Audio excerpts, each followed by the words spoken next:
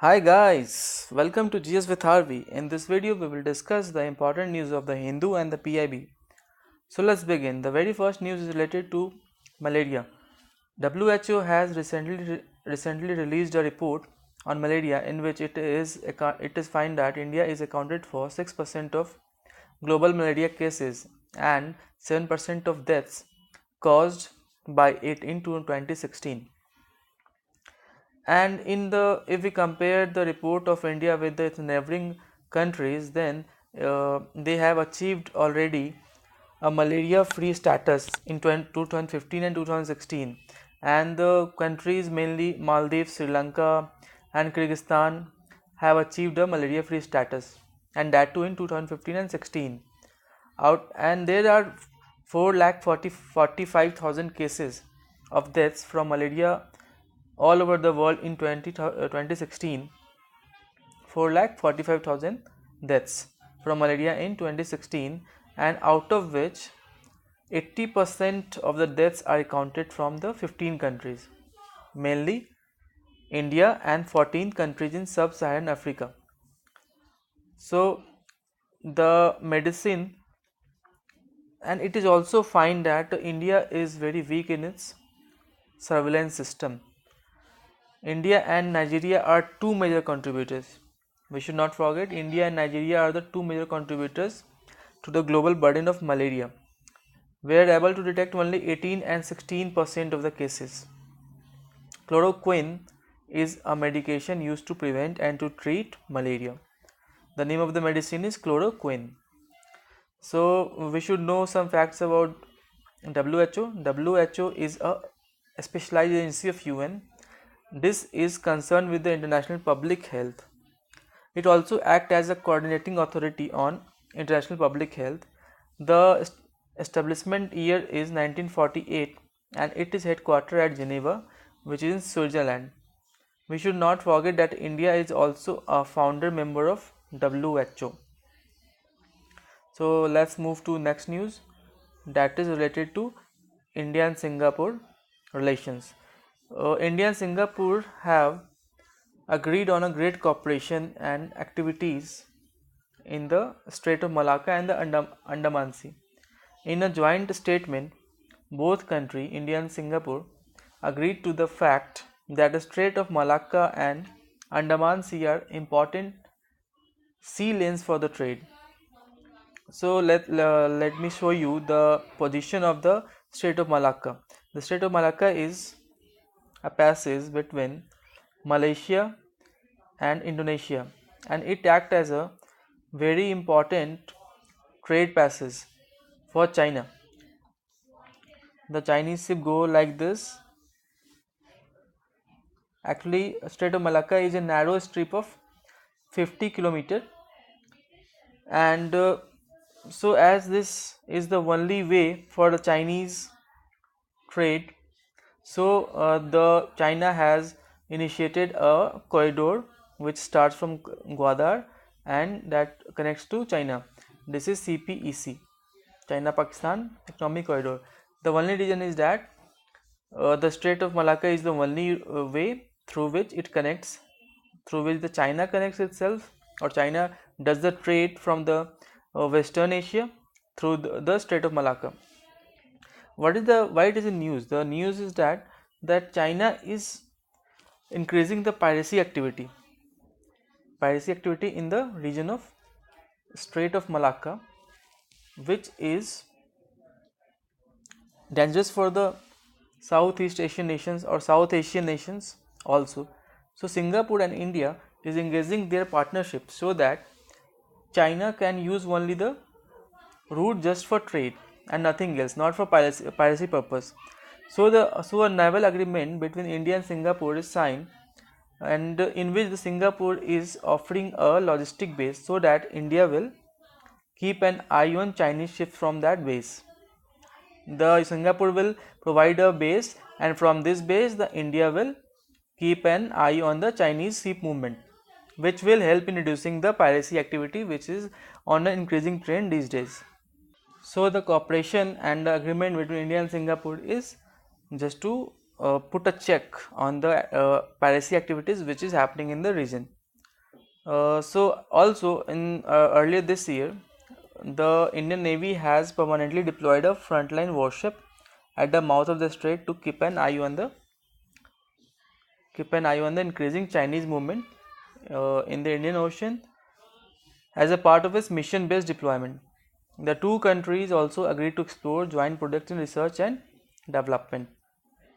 The next news is related to economics. The government is planning to merge Make in India plan and Invest India plan. The Make in India plan was launched in 2014 and its aim was to make India a manufacturing hub, while Invest India Invest India is a dedicated agency to facilitate investment in India. It was created in 2010, and the aim of the Invest India is to promote the investment and facilitate the agencies. So let me explain you through an example about Invest India. If any industrialist from outside country come to invest in India, then Investment India will provide the relevant details like state specific, sector wise, country wise details to that industrialist, and it will boost the investment in the, or it will bring a confidence in the to the investors to invest in the country, in our country. The Investment India is promoted by the Department of Industrial Policy and Promotion, which comes under the Ministry of Commerce and Industry, Government of India.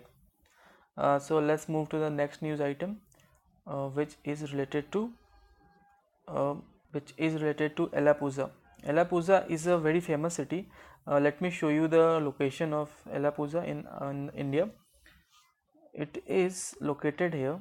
You can see in the map. It is a very important city in Kerala, and it is a very famous city, and it is also known as Venice of East. It is also very famous. So Alappuzha is a very famous city which is also known as Venice of East, and it is very famous for the black water and coastal lagoons. So what is the news here? Why it is in news here? Because UNEP has released a report named as Solid Approach to Waste, in which in which they have actually what happens, the UNEP release a report for the cities who have worked well to manage the solid waste, and in the ranking in the recent report, UNEP's recent report, the Alappuzha has got a position, and there are 5 cities.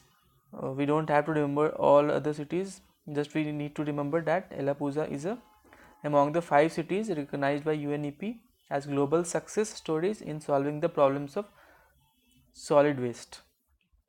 It is also known as Venice of East, as I have told you earlier. And how they achieve this? The biodegradable waste was segregated and at the ward level, and it were treated in the small composting plants which provided the biogas for the residents. So let's move to next news item, that is, and also I want to tell you that UNEP is stands for United Nations for Environment Program. Let's move to next news, that is related to Minamata Convention. What is Minamata Convention? It is an international treaty, UN treaty. It was signed in 2013, but the important thing is that it was signed in 2013, but it came into effect in August 25, 2017. So this is a very important point that we should not get confused, and that it is signed in 2013 and it came into effect on 2017. So what is the aim? The aim of the convention is that to stop or to reduce the release of mercury and mercury compounds in the environment. So what is actually Minamata? So Minamata is actually nothing. It is a name after a Japanese city, It is a city in Japan, and the naming is of importance, of significance important, and also it is symbolic because the city had went through devastating incident of mercury poisoning during 1960, 61, 62, and the Minamata Convention has come into force from August 2017 because 50 members have ratified this convention. So this came into effect, and it is in news because the first ever meeting of Minamata Convention held, which is known as Mercury COP1, was held at Geneva, Switzerland. So this is important. We should not forget that the first meeting of the Conference of the Parties to the Minamata Convention was held at Geneva, Switzerland, and the report is named as Towards a Pollution-Free Planet, was launched during COP1. If we talk about the funding, who funds this Minamata Convention, then the answer should be Global Environment Facility is the financial mechanism for Minamata. So let's move to next news. This is a convention that the highly what happened in 1950s and 1960, that the highly toxic compound bioaccumulated in the fish and shellfish in the bay, which was which when eaten by the fish in resultant to eaten by people living around the bay, that gave rise to Minamata diseases, and as a result of which more than 10,000 people were affected. I repeat it again. What happened that in the river the mercury pollutants were released, and the aquatic animals like fish drink that water, and those fish were when eaten by people, the people were get affected to the mercury levels, or the people get under the exposure of mercury, and it gave rise to the Minamata disease.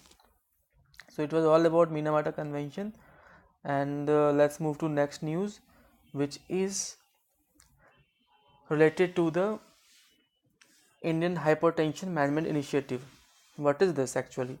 The main aim of the project is to reduce the mortality rate or morbidity rate, or we can say the aim of the initiative is to control the deaths caused due to cardiovascular diseases in our country.